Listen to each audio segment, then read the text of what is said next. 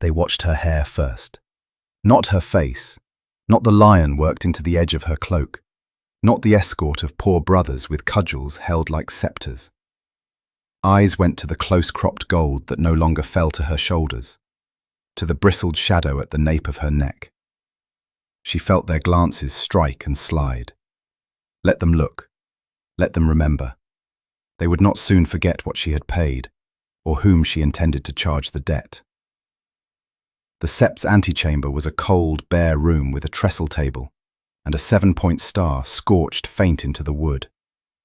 Candles smoked in iron cups, their light bleak as winter sun. The High Sparrow stood already, hands folded, his robe the colour of old ash. 2 warriors' sons flanked him, patched mail, careful eyes. Their piety gleamed sharper than their blades. "Your Grace," the High Sparrow said, like a prayer said too often. "You asked an audience." "Annoyed, I demanded one," Cersei said. The word hung like a hook.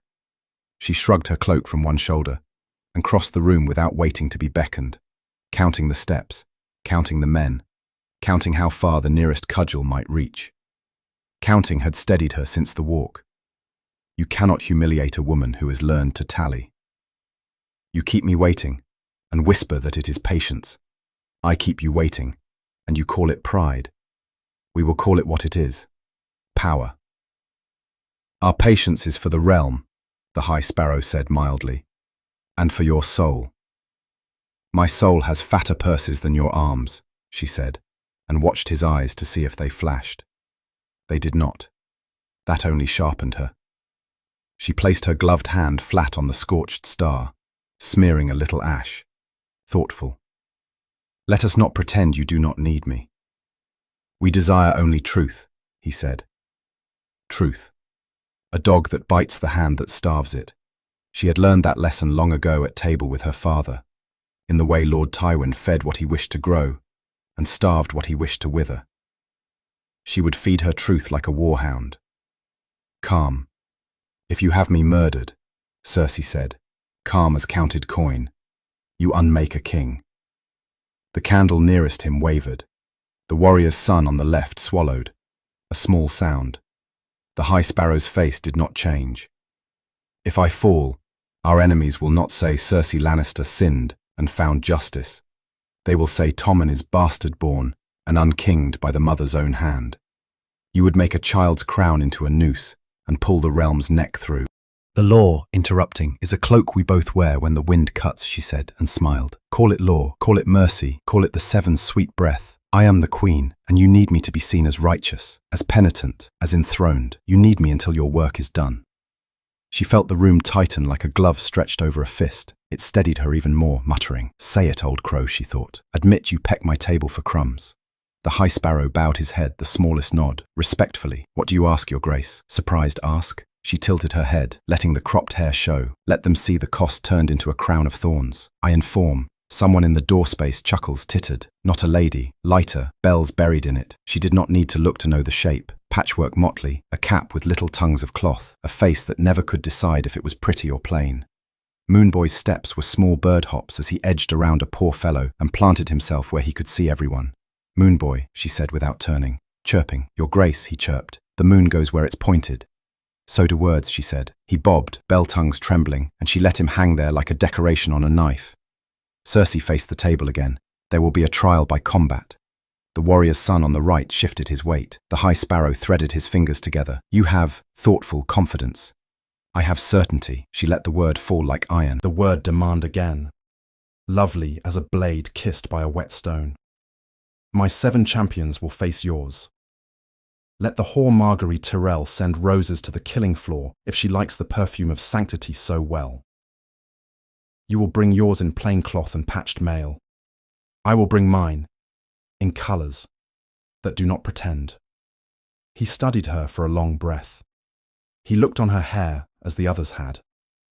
But there was no glee in it, no pity either. He did not look like a man who loved humiliation, which made him more dangerous. Men who humiliated for pleasure did not count their costs. Men who counted did. Thoughtful. Name them, he said. She did not look to Qyburn because she did not need to.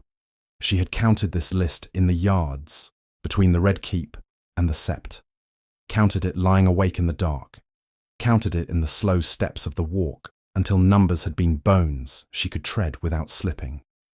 Sir Robert Strong, she said first, to season all the others. Sir Boros Blount, fearful, fat of breath, desperate to prove he had not always been afraid. Sir Meryn Trant, dull cruelty, but cruelty was still a hammer. Your Grace, the High Sparrow said, lifting a hand. The faith would ease your burden. I require no easing, she said. Even so, his gaze touched the burned star, then the candles, then returned to her hair. Since the trial shall also judge the fates of certain men, you will accept our gift of 3 champions. A gift? She heard Qyburn's small intake of breath behind her and did not turn. The Kettleblack brothers, the High Sparrow said. Osmond, Osfrid, Osney. The city knows their names. The mother's tears have been wetted with their confessions. If your truth is iron, let it prove itself with those whose judgments hang in the balance. It is meet that the sword, which absolves or condemns, strike in the same stroke. A neat trap, dressed as mercy. He would bind her to their filth so that any blow that felled them might be called justice, and any blow they struck for her would be called hypocrisy.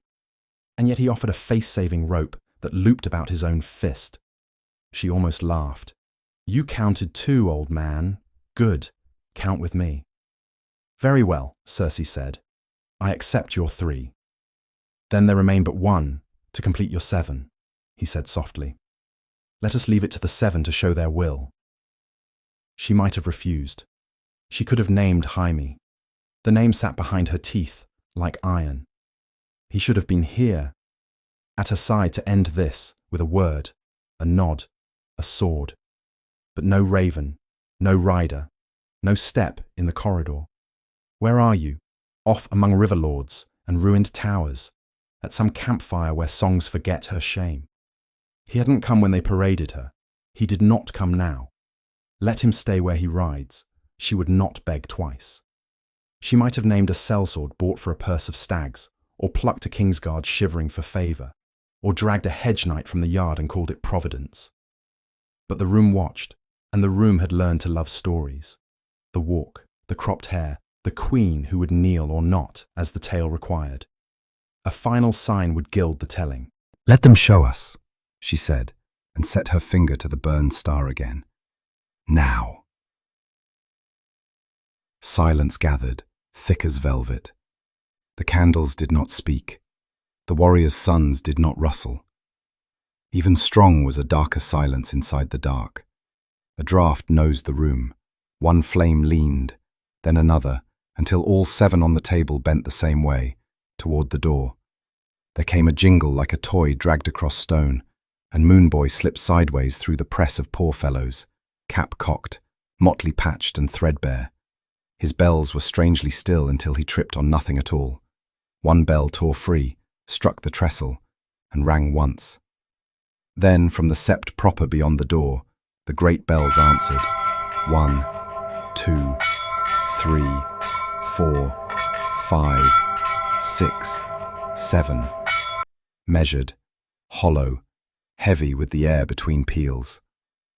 No one had pulled a rope.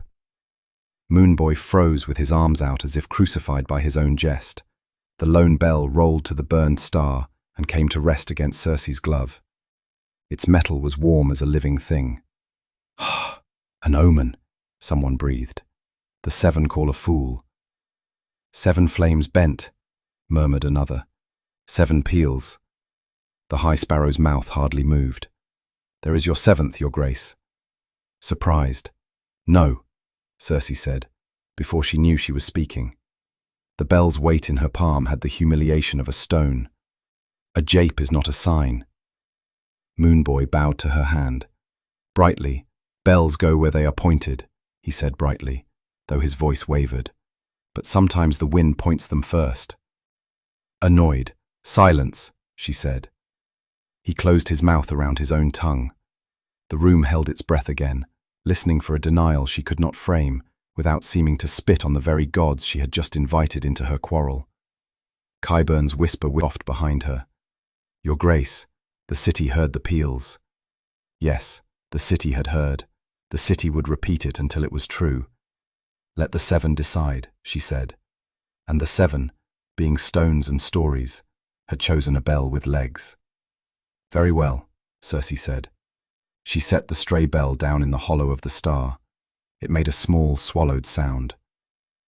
By the will of the seven, so the faith will call it. My seven are named: Sir Robert Strong, Sir Boros Blount, Sir Meryn Trant, Sir Osmond Kettleblack, Sir Osfrid Kettleblack, Sir Osney Kettleblack. She let the last hang, each syllable a hook that caught on pride and would not slip free. Moonboy.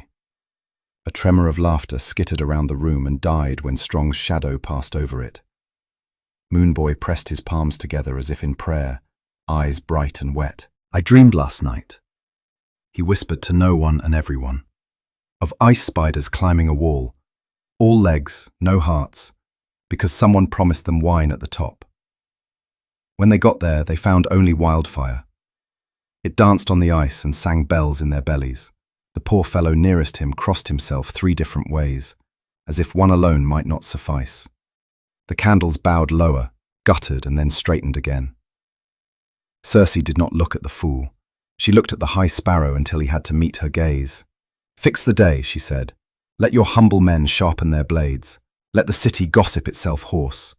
On the appointed morning, the seven will do what they always do.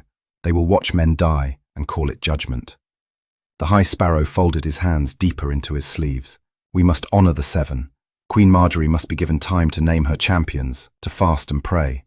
7 days for 7 faces, then we fight. 7 days, Cersei echoed, thoughtful, tasting delay. Time for prayers to learn new words. Time for truth to choose its swords, he said. On the 7th morning, the bells will call. She inclined her head as if it had been her thought first. 7 days for the Tyrells to whisper, to weigh, to seed the streets with rumour. The last hand who tried to herd roses had died with a quarrel in his belly, and his blood cooling on Red Keep stone. The city said a dozen names for the killer, and none would bind. Tyrion, some muttered. Tyrells, others hissed. She knew only that Uncle Kevan had not died by chance. A neat wound, a silent hall, and a realm suddenly rudderless. Pycelle had whimpered that Mace Tyrell might have him slain for the part he played in her accusations against Margaery. And then both of them conveniently bled in the dark. That was Tyrell work as much as any spider's. The Reach smiled and called it roses. She turned slightly, letting the room see the hardness of her cropped hair again. So be it, 7 days. 7, the High Sparrow agreed. As they moved off, she crooked a finger, and Qyburn flowed to her side like a shadow that had learned to smile. Oldtown will knows about Grand Maester matters, she murmured. We will not have a Reachman in white chains advising my son. The conclave fancied itself a kingdom apart. It chose and removed Grand Maesters as it pleased, and once it had toyed with a Tyrell for the office when Pycelle was put out. Not this time. How long shall the ravens roost, your grace? Qyburn asked mildly. As long as I say, she said. Seal Pycelle's doors. His keys and ledgers are mine. The ravenry answers to the king, and I speak for the king. She smiled. If the conclave sends a man, he may wait outside the city until our trial is done. 7 days, and 7 more if the wind is wrong. As you wish. Qyburn's eyes were candle-warm and cruel. In the meantime, I can provide physic in the sick rooms and counsel in the council. In the council, yes. Thoughtful. She let the word weigh. We will need a hand with a pliant wrist. Orton Merryweather had flown like a night bird the moment her cell closed. Harry's Swyft had once warmed the chair and never found a spine within it. He counted coin more eagerly than courage and had always taken her whispers for law. He would do, a glove with no hand inside but mine. On Cersei previously appointing Harys Swyft and later Orton Merryweather as hand, a sympathetic choice, Qyburn purred. "Shall I send for Lord Harys?" "You shall. Quietly. He will hold the place until I decide which man fits it better, like a dressmaker's pin." They came again to the door. "If the form is refused," she murmured, "can strong best seven all the same?" Qyburn's smile was a candle that gave no heat. "He does not tire," he said, "nor doubt. Pain is a story he has forgotten." "Good, satisfied," she said. Behind them, the sept's bells tolled once, one only, like a heartbeat in a stone chest. The city would find meaning in it. Meaning could be forged like iron. On the threshold, Moonboy's shadow stretched toward her feet, thin as a crack in ice. The stray bell she had set in the 7-point star rang inside her head as if trapped there. Laughter breaks first, she told herself, then roses, then prophecy. Outside, a wind came down from the river sharp as a knife and set the city's thousands of smaller bells, shop chimes, stable rings, prayer lines, answering the sept in scatter and echo. Cersei listened as a queen listens to an army muster. "Count your prayers," whispering, she said under her breath, to the High Sparrow, to Margaery, to the wall of air that pressed the sound back into her mouth. "I'll count my bodies." And as she passed beneath the sept's cracked lintel, she thought she saw, for an instant only, the guttered flames cast 7 long spears of light against the floor, all pointing toward the Fool. Then the draft changed, and the spears went out, and the hallway took her like a mouth closing.